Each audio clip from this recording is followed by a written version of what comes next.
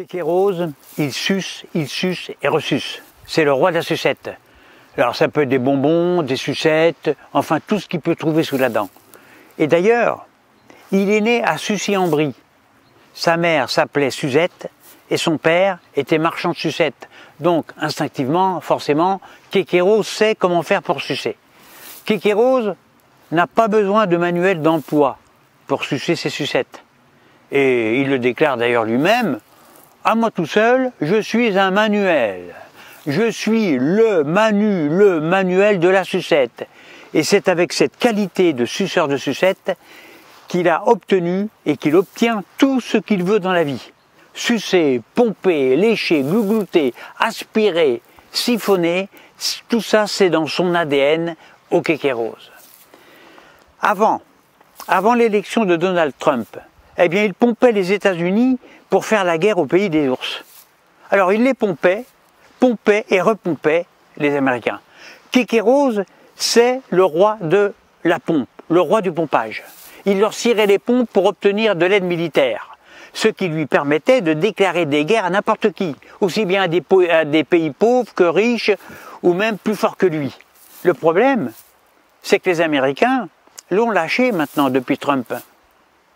Le Kékérose se retrouve seul à faire une guerre contre le pays des ours, qui maintenant s'est associé avec les Chinois. Alors Kékérose a aussi pompé les Français. Il a pompé et repompé les Français, notamment les plus pauvres, en endettant la France. Il a envoyé des milliards d'euros à un zèbre qui fait du ski, le zèbre en ski. Et pour payer les vacances de neige du zèbre en ski, eh bien le Kékérose a appauvri les Français qui ne peuvent actuellement plus se chauffer. L'électricité est trop chère, la vie est trop chère. Résultat, le Kékérose, eh bien, il est lâché par tout le monde. Américains et Français ne veulent donc plus se faire siphonner par le roi de la sucette. Kékérose, ben maintenant il est isolé, seul, rejeté de tous.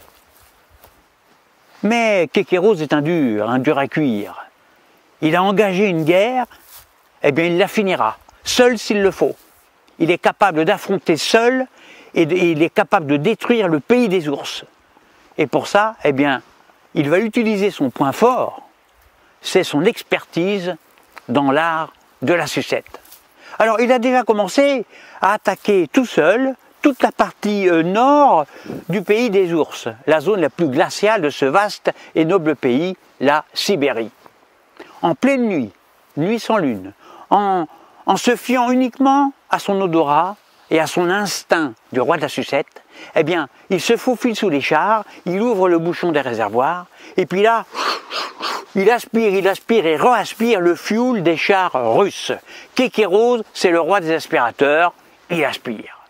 Privé de fioul, évidemment, les chars russes restent cloués au sol, faute de carburant. Et tout ça, ça énerve les ours. Et ça commence à les échauffer, les gaillards, parce qu'ils ne comprennent pas ce qui leur arrive.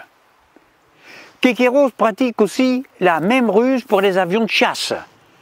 Alors presque nu, vêtu d'une simple couche rose, sac à main rose et talons à aiguilles en bandoulière, il se glisse sous les avions et avec l'élastique de sa couche, eh bien, il s'accroche sous la carlingue et puis là encore, il glougloute et reglougloute le kérosène des avions.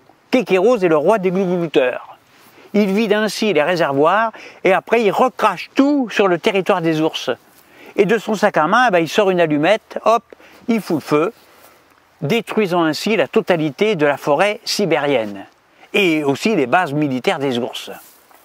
Et ensuite, toujours en plein vol, alors que l'avion militaire il atteint sa vitesse maximum, eh bien Kékérose quitte la zone du réservoir pour se hisser difficilement sous le siège du pilote ours.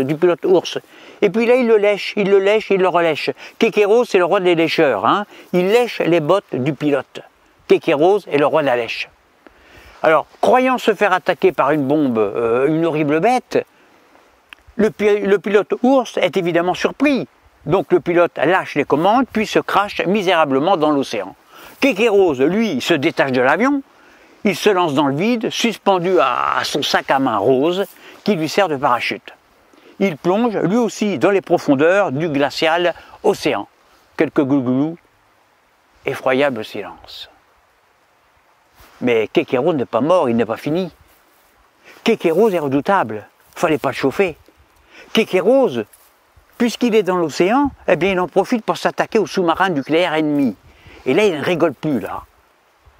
Et il a toujours sa couche rose, sa grosse couche rose, pour protéger sa crevette rose du froid. Et puis aussi des poissons voraces qui pourraient lui bouffer. Il nage ainsi, furtivement, jusque dans les eaux noires du détroit de Bering, tout en haut, là. Hein. Il se mélange discrètement aux phoques et aux éléphants de mer, et pour les apprivoiser, il les lèche un à un. Il les lèche, il les lèche, il les lèche. Kékéros, c'est le roi des lécheurs. Hein. Pourtant, ça pue un phoque, hein, ça pue. Hein. Mais quand on est guerrier comme Kékéros, eh bien on lèche quand même. C'est pas une lavette, hein, le Kékéros. Hein. Il est courageux. Et au moment où le phoque, pour lécher, relâche son attention, eh bien Kékéros le tue à main nue et à coups de talons aiguilles dans les côtes. Dans ses côtes, à cette saloperie de phoque.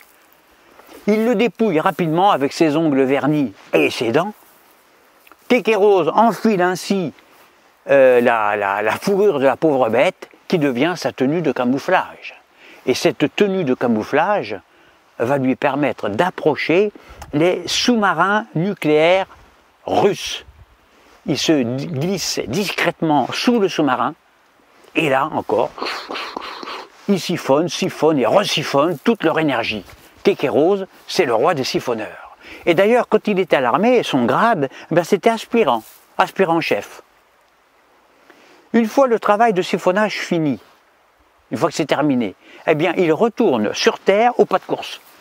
Allez hop, il a troqué sa couche rose en plastique contre une couche en fourrure de phoque, là, hein. Il change, ça fait plus sérieux. Et puis là, toc, toc, toc, toc, toc, il frappe à la porte des igloos du pays des ours. On lui ouvre, il rentre.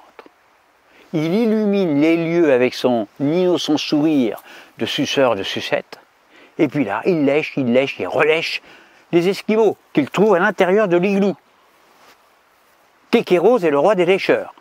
Les habitants des igloos sont contents, ils sont heureux comme des ours bien léchés. Ensuite, Kékéros lèche les murs des igloos qui petit à petit fondent.